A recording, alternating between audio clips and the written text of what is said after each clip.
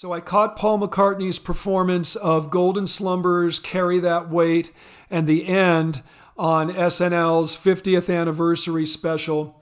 And I'm noticing that this performance is turning out to be quite polarizing in the rock world. So I figured I'd take a few moments and give my 2 cents. First, I have to say that I am a huge Paul McCartney and Beatles fan. When I was a kid of about 8 years old, I discovered the Beatles, and that was the group that made me passionate about music. I'm sure a huge part of why I'm sitting here today talking to you was the Beatles. What McCartney has accomplished as a member of the Beatles and as a solo artist will likely never be equaled. I remember when I was a kid, he was in the Guinness Book of World Records, remember that, as the most successful songwriter of all time. And I'm sure that's still the case. So, amazing songwriter, multi-instrumentalist, performer, and traditionally an incredible vocalist. And that's where the controversy lies. Listening to that performance, and to be honest, many other recent performances, there's no question that Paul's vocal abilities have deteriorated markedly in recent times.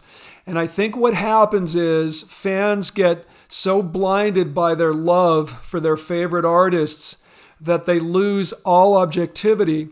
So please don't come at me in the comments saying that Paul sounds better than ever, okay? Because I can't take you seriously if you say that. So for me personally, I would not go to a Paul McCartney show at this point, as much as I love the guy and his music.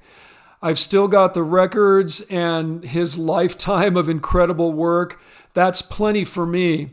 But at the same time, I don't understand these people who shout about, this is a travesty, he needs to quit, he can't do it anymore, it's a ripoff. That's nonsense too. Even though I might not go to see it, I love the fact that the guy is 82, he's still doing what he loves, he's got more energy than me, that's a fact. He just got off this massive world tour.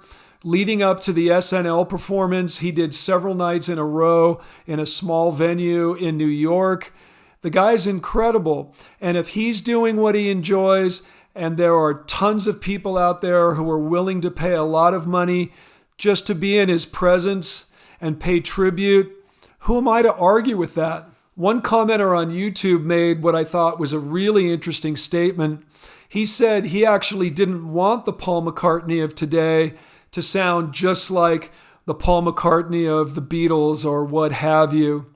He thought that the frailty in Paul's voice today reflected all the years of struggle and dedication to his craft, and he thought that was actually very moving.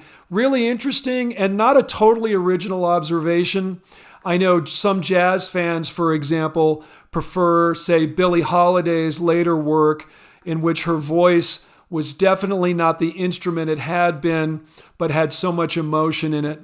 And finally, I have to say that in an age when so many top acts have pretty much been proven to be lip-syncing or miming to pre-recorded tracks, I really appreciate the fact that Paul is up there giving a real performance.